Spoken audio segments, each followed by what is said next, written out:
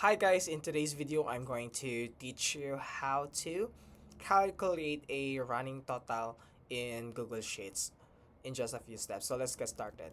So first thing we need to do is to open a document you wanted to total or create a running total in our data.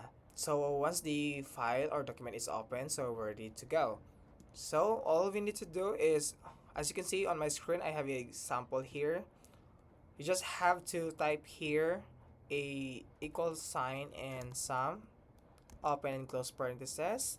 Just type what cell is the a value. Okay, so it's a D6. So just type close parenthesis just and tap enter. You just have to drag it down here. So as you can see, so it is not running. Okay, so what we need to do is edit the formula here.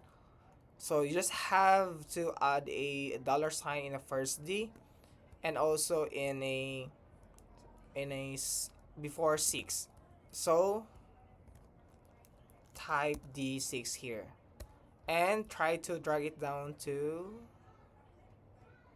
Okay, so as you can see, we have now the running total. So 20 plus 34 is 54.